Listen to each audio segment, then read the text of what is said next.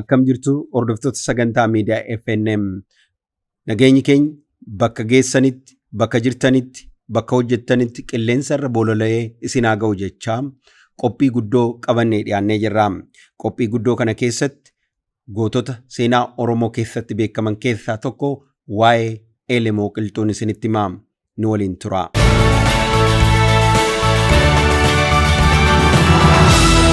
Hordoftoota sagantaa miidiyaa FNM.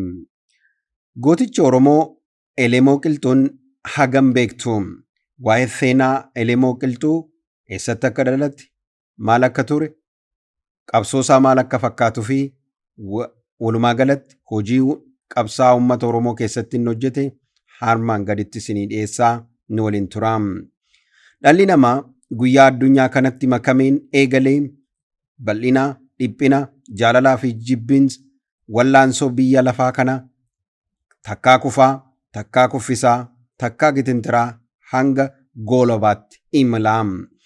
Umurii waaqni eebbisee namaaf kenne keessatti dhalootaafis ta'ee biyyaaf waan gaarii gumaachuun darbuun hunduma caala. Jireenya keessatti ofii fi maatiif, lammii fi biyyaaf akkasumas waan yaadatamu buusanii darbuun wareegama gootati. Goonnoo fi rakkoo keessa taa'ee haala mijataa hin taane keessatti rakkoo furaa. Gootota kanneen keessaa waa'ee seenaa Elemoo Qilxuu isa tokko. Nutis seenaa gootota Oromoo keenyaa har'a gooticha Oromoo kan ta'e Elemoo Qilxuu irratti fuulleffanneerraa. Nu waliin tura. Elemoo Qilxuu bara 1936tti Oromiyaa baatti dhalate. Maqaan dhaloota isaas Hasan Ibrahim jedhama. Bara 1956 keessa Dirree Dawaatti hojii daldalaa eegale. Boodarras abbaa qabeenyaa Arabaa tokko faana gara Yemen magaalaa Edan deeme. Elemoon akkuma Edan geesse maqaa dhaloota isaarraa maqaa qabsoo uummata biratti ittiin beekamu Elemoo Qilxuutti jijjiirate. Achumatti durbee Oromoo tokko waliin wal baruudhaan bultii dhaabbatee hojii daldalaa isaas itti fufe. Daldallis baay'ee milkooftee turtee fi bara 1966tti manni Elemoo Qilxuu bakka Oromoon itti wal ga'u ta'e. Kun immoo qoonsilaan mootummaa Itoophiyaa Yemenitti argamu yaaddessee ture. Afaan basaasotaa mootummaa Itoophiyaa harka bu'e. Basaastonni Itoophiyaa Elemoo hordofuun eegal. Boodarras tooftaa garaagaraatiin fayyadamuun gara Finfinneetitti akka deebi'u erga taasifaniin booda gochaa shororkeessummaa hirmaachuun mana hidhaa keessa buusanii. Mana hidhaa keessatti qorannoo hamaa, reebichaa fi miidhaa sammuu guddaatu irra ga'e. Haalli kun immoo akka inni siyaasa keessa seenee uummata isaaf caalatti qabsaa'u isa kakaase.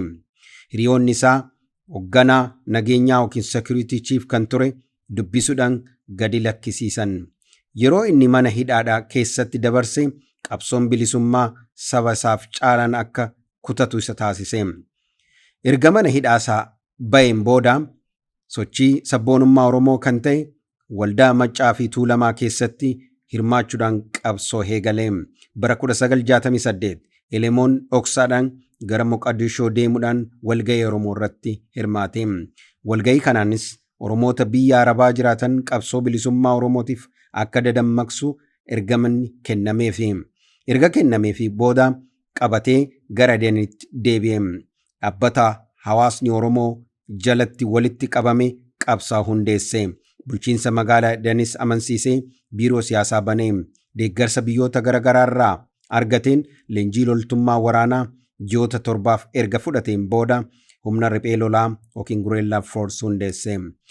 Humna kanas suutaan gara Itoophiyaatti erge. Ta'us humni kun gara Itoophiyaatti seenuuf osoo deemaa jiru mootummaa Somaaliyaatiin rukutamee boojamee mana hidhaatti darbame. Haalli kun abdii kan nama kutachiisus ta'us Elemoon abdii osoo hin kutiinis meeshaa waraanaa gargaarsaa argateen dhoksaadhaan gara gammoojjii Affaar galchuudhaan qabsoo finiinsutti fufe. Bara 1973 walga'ii sochii qabsoo Oromoo Finfinneetti taasifame irratti hirmaachuuf waamamni taasifamee magaalaa Finfinnee dhufe. Walga'iin kunis dhaabbata addaa bilisummaa Oromoo hundeessuudhaan xumurame. Walga'ii kanaanis booda dirqama dhaabarraa itti kenname fudhachuun hiriyaa isaa Hundee Taaqiiwu wajjin bosona Carcaritti galee qabsootti fufe. Yeroo kanas Jeneraal Taaddasee Birruu hidhaa dhaabbiin eeggamaa tureef qabsaa'ota biroo waliin dhoksaadhaan wal arguudhaan tooftaa qabsoo isaanii irratti mari'achaa turanii. Qabsaa'onni kunneen uummata barumsa siyaasa barsiisuun dadammaqsuu fi gurmeessuudhaan akkasumas eegalaniin mootummaa hojii isaanii icitiidhaan hojii dhaga'e. Humna waraanaa riphee loltootaa kunis abbaa lafaa uummata naannoo cunqursaa hacuuccaa ture Mulaatuu Taagaayee fi loltoota isaa irratti tarkaanfii fudhachuudhaan mootummaa rifaatu keessa galche. Bulchaan naannoo sanaas loltoota isaa ergee Elemoo irratti tarkaanfii akka fudhatuuf ajajus humni Elemoo Qilxuu rukutamanii waan deebi'aniif milkaa'uu hin dandeenye. Loltoonni bulchoo naannoo sanaa humna riphee lolaa Elemoo Qilxuu dhaabuu waan dadhabaniif mootummaa waraana lakkoofsa hedduu fi leenjii loltummaa ga'umsa cimaa qaban dabalatanii gara gubbaa qorichaatti erge. Humni Elemoo Qilxuu honnataa fi hamilee kan qabu waan ta'eef loltoota mootummaa hedduu rukutee ofirraa deebise. Dhumarratti loltoonni mootummaa humna dabalachuudhaan lolli hamaa fi dadhabsiisan gidduu isaaniitti erga geggeeffame booda waraana bilisummaa Oromoo irraa namni hedduu du'e. Falmataan Oromoo gita bittaa nafxanyaa qabsaa didaa bittaa garbummaa fi sabboonaan Oromoo hoggansa warraaqsa fakkii sabboontotaa Elemoo Qilxuunis diinota Oromoo hedduu kuffisee dirree waraanaa irratti bakka Xiroo jedhamtutti fulbaana 5 bara 1974 yookiin qaammee 1 bara 1966 akka lakkoofsa Itoophiyaatti harka kennachuu didee wareegame. Egaa hordoftoota sagantaa miidiyaa FNM gootota Oromoo yeroo hundaa kan seenaa Oromoo keessatti duudhaa Oromoo keessatti ga'ee guddaa qaban yeroo yeroodhaan sagantaa kanarratti ni dhiyeessina.